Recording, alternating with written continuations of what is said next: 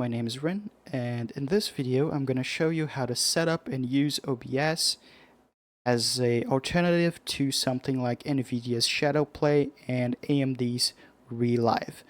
The reason why I'm doing this is because I have an AMD GPU, I have an RX 7600, and AMD solution for instant replay, which is AMD ReLive, is absolute dog shit. At least in my experience, it doesn't work half the time, and it's just absolute crap. So I'm making my own using OBS, and I'm making this video just so that if someone stumbles upon it and they have the same issues as I'm having with AMD software, they can do it as well. By doing this, you also have the advantage of using OBS and having all of OBS's features at your disposal, like filters, custom placement of pretty much anything you want to put on screen. You also have a lot more control, especially in regards to audio quality. As you can see here, I have a bunch of filters in my microphone so that my voice sounds a bit better.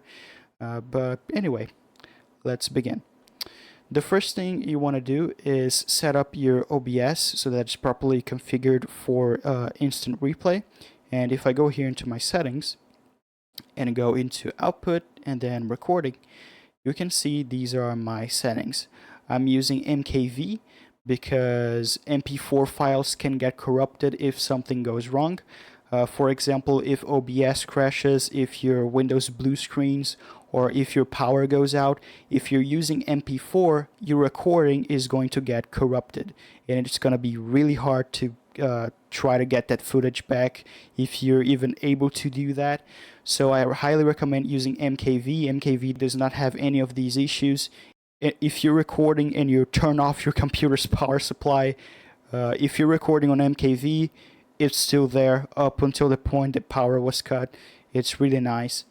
By using MKV, you can also use multiple audio tracks. As you can see here, I have 3 audio tracks. Track 1 is for my system plus microphone.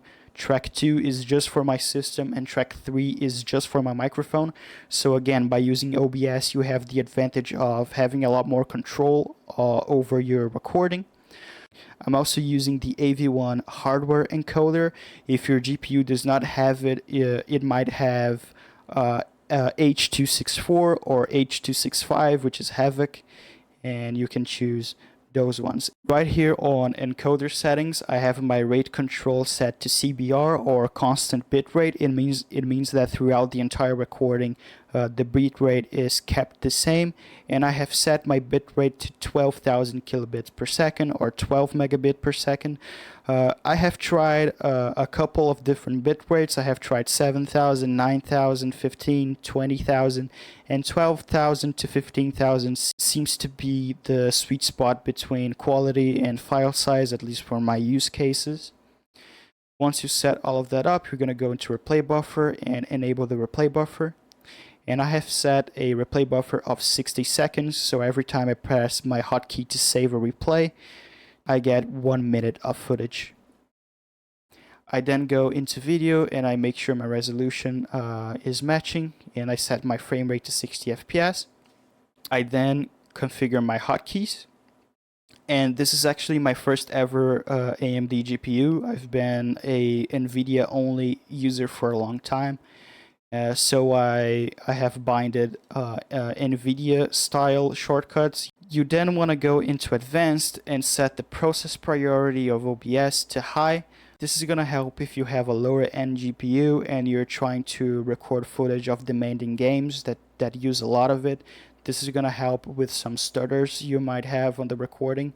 What you're then going to do, which is also related to stuttering using low end hardware, is you're going to go into OBS's install path. So you're going to right click and go into open file location on the start menu. You're going to right click the actual shortcut here and go into open file location again. And this is the actual path of OBS. What you're going to do is right click OBS64.exe, go into properties. You're going to go into compatibility and tick this box which says run this program as an administrator. I'm not really sure what the actual shenanigans of this are, what it does under the hood, but it also helps with some stuttering issues you might have on very demanding games. And after I have set this box and I have also set the priority to high, I never had any stuttering issues with OBS on demanding games when you're using 100% of your GPU, so I highly recommend you do this. After you did all that, all you gotta do is configure everything on Windows for OBS to launch automatically during startup. I'm going to show you how to do two things in this video.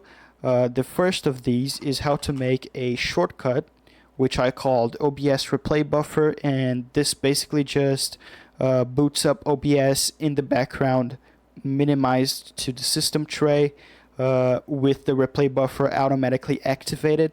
Just a nice little shortcut to make your life easier. And I'm also going to, of course, show you how to make it actually start up automatically as soon as you log into Windows using the task scheduler. So let's first begin with the shortcut. So what you're going to do is you're going to search for OBS on your start menu. You're then going to right click OBS Studio 64-bit. You're going to go into open file location. And in here, you're only going to have these two files. What you're going to do is you're going to copy the existing shortcuts. So you're going to press Ctrl+C and then V. I'm going to click continue, and it should create a copy of the OBS shortcut. What you're going to do now is rename this to whatever you may choose. I choose OBS replay buffer. Hit continue.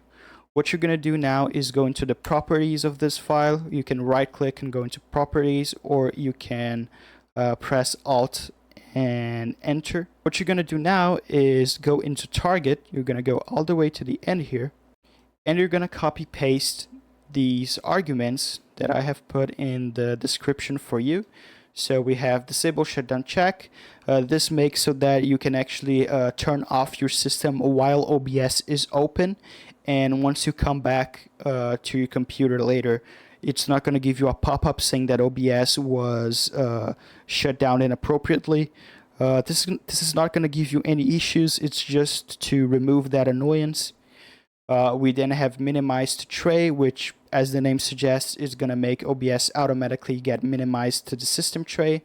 And then, of course, we have start replay buffer, which starts the replay buffer automatically during startup.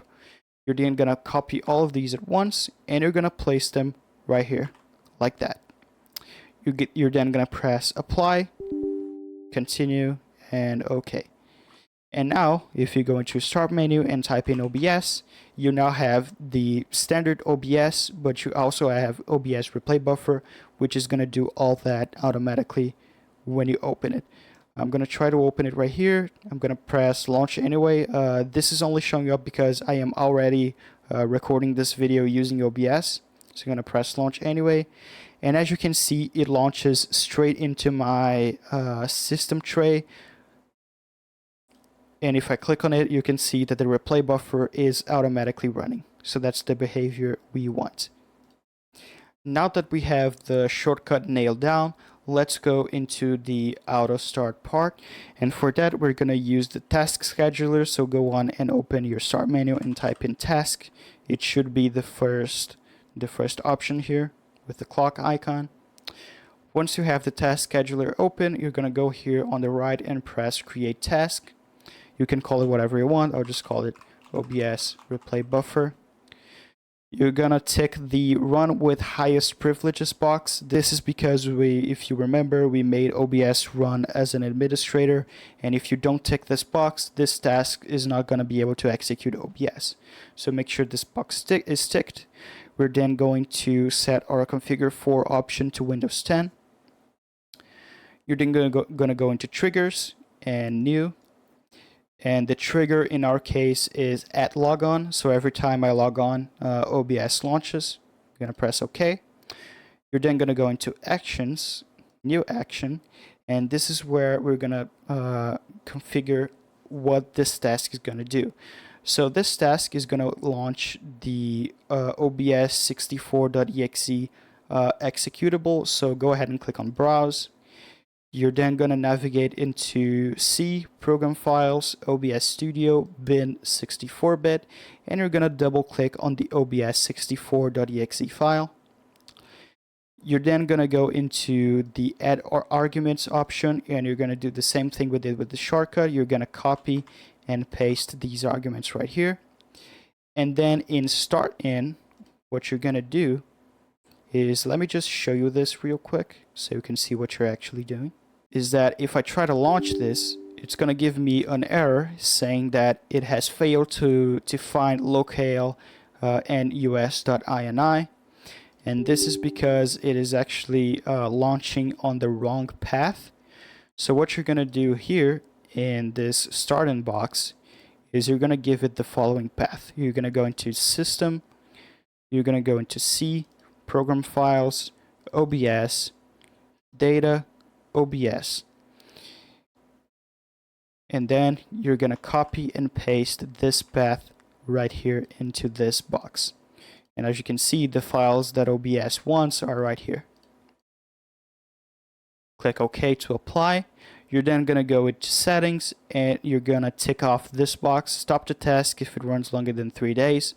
The reason why I disable this is because my computer actually runs 24/7. And having this enabled means that OBS is just going to shut down after 3 days. And I don't want that. I want it to be running continuously. So you're going to tick off that box, hit OK. And that's pretty much ready. If you want to test it, you can right click and click Run.